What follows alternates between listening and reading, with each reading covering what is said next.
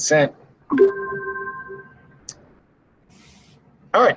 Hello, everyone. I'm Sean Walsh, the Fine Arts Coordinator in Andover, and I'm masked today. And I'm here with Sam Aman, one of the art teachers at the high school. And we're just trying to get to know a little bit about the teachers in Andover this year, the art teachers, and what have been some of the challenges and joys in teaching this year and kind of what the vision is forward. So Sam is new to us in Andover. So Sam, I wondered if you'd talk a little bit about your background as an educator, as an artist, and kind of what excites you about coming to Andover. Sure. So yeah, I'm a new teacher at Andover High. I'm an alum from Andover High. I would say my artistic journey kind of started here at AHS. Megan Mashad was actually a teacher while I was still an alum here, and she has a very good friend named Miss McCann. I'm forgetting Miss McCann's first name, but I actually was kind of in the wind as far as a high schooler. I knew I didn't want to go the traditional route, which is kind of like what my dad did as far as higher ed. But, I always did art or design to some capacity. I always knew how to draw. It was just kind of in my toolkit. And Miss McCann was like, you should think about pursuing this. I didn't even know about art school or the art school procedure of how to apply and like how to create slides. And if it wasn't for her at AHS, I don't think I'd be where I am now. And and then I went on to mass art as an illustration major, freelanced, still freelance. I still design here and there. But I needed a full-time gig. I needed things like insurance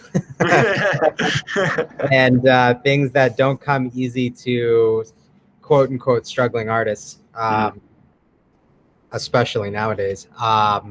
So I went back to grad school, or I went to grad school at RISD and learned to teach art K through 12, and taught in Lexington for a few years. And then I wanted to teach high school. Like, I've actually taught high school over the summers, and that's kind of where my heart is. That's my dynamic, that's my vibe. So this position was open, and I was like, well, I went to school there, I know the town, I had a few years under my belt of teaching, and that's where I am now.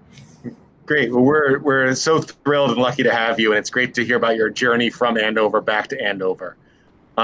So this year, this year's a unique year. What have been some of the challenges in teaching this year? And then maybe, kind of conversely, like what are some of the joys, or maybe how some of your pedagogy shifted this year? Sure. I would say that the challenges are just that human connection that we can't do anything about. I mean, you and I right now, we could certainly do this, and this is better than nothing. But I think for the overall energy in a classroom, especially in an art studio, where a lot of it is talking about culture and industry and life in general, because of the social distancing, not being able to read emotion on the mask, it seems really clinical, and that's really hard. And then, sometimes it's a matter of, I'll see a student's wrist or hand motor skills stuff, and it's like, you want to just go over there and just be like, hey, this is how you do it. And like, kind of like, because it's a physical act. Art is a physical act, and we often forget that. So it's very similar to choreography or anything that's kinesthetic. So that's been a real struggle as well, which is like trying to explain verbally what someone's physically struggling with. And then, just not being able to see everybody, and everybody just seems like a little more distant. We're all in the same room, but we might as well be like miles apart. But I would say the joys or the positive things are, so like there's that old adage, like necessity is the mother of invention. And I think I've always thought that public education, for many different reasons, has like kind of been held back as opposed to the other industries, whether it's in the private sector. But now with COVID, we're kind of on the front line because we've had to learn so many different applications, how to troubleshoot things ourselves in real time because you can't get a hold of IT like in the middle of class. We're watching YouTube videos, learning how to hook up tech, to document cameras of our own, investing in our own tech.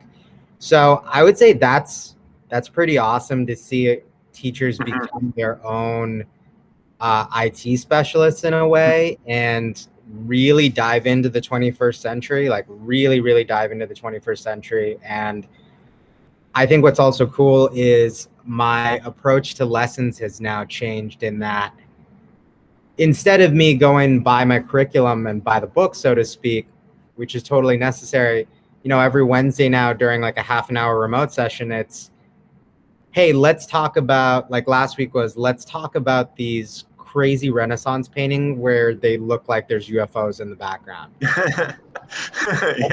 It's like now you can open up these doors to things that I've actually always wanted to do, but I was never really given the opportunity because it's go pre-COVID. But now it's like everything has slowed down to a halt where we are now reevaluating the infrastructure and the way we look at things. 100%. And I like that Wednesday break. I like that hybrid break. I don't know if that will be something that stays after the vaccinations, but there's something to it, I think, for the brain. So that's been nice, being able to like be more loose in myself with curriculum and things I love about art and design. Yeah.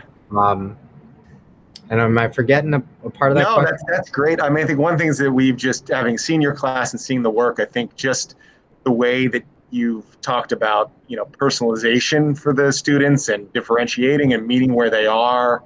I think it has us reevaluating that kind of grind to this project and kind of, really opening up where there's student choice and voice and matching where they are in terms of their skill with their output and choice of content. I think that this has really opened up so much of that because of the pace and because of the way the structures have had to have changed. And so I really appreciate that approach to you that you've taken. And so to my last question, things go back to normal. Like, what is your normal? I'm going to put that in quotes. Normal things go back. There's more of a sense of more students in a class at a time. You don't have to worry about social distancing.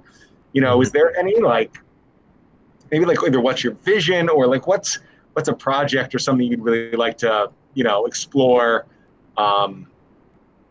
going forward, something that maybe right now, but so man, we get back and at more normal circumstances, I'd love to just tackle this. Totally. When I first started teaching, a big aspect of my approach to teaching was bringing in artists. So like my first year at Lexington, I brought in two of my flame working, although they do have flamethrowers, flame working and glass blowing friends, and we set up shop outside, and that actually has come to a halt because of COVID. But I've always been a big proponent of outside in, inside out, and with the you and I have kind of had a conversation about this in my classroom, which is like this pause and reflection in this time has brought us a lot closer, like the dynamic between teacher and student and family and teacher and student and admin. And my hope is post-COVID that remains and we don't forget 100%, that. Yep.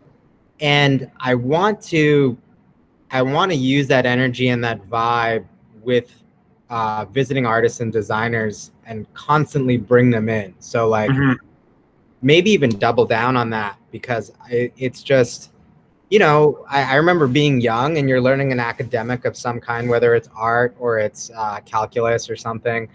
And I just think everybody, not just young people, you need a buy-in with your academic. It's like, how does this connect to something I'm interested in? And to your point earlier about like entry points and like personalizing work, my opinion is you have to do that with art and design for every single person.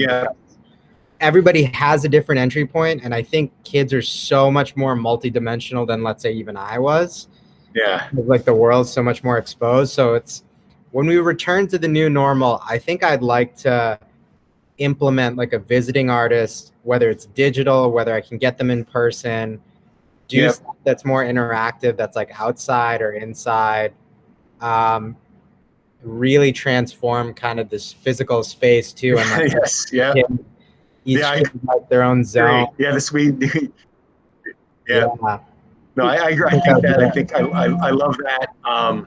It's the classroom bell happening right now. But I think what you're saying is just, relevance. To make things relevant and personal, it takes work. And I love that, thinking of inside out, thinking about who can we bring in to connect the kids. And you're so right on with how, with just, they are so much more exposed and open to things that, the internet and everything is given opportunities. Um, which is really, how do you jump on that? How do you get them excited about stuff? So again, I just want to thank you for your work this year. It's crazy here to join us. We're so grateful to have you, and I'm grateful to be here. Like this great. is, yeah, this is awesome. Yeah. It's been Well, all things great. considered, it's been great. All right. Thanks, Sam. Have a good break. All right. And Take care. you too. Bye.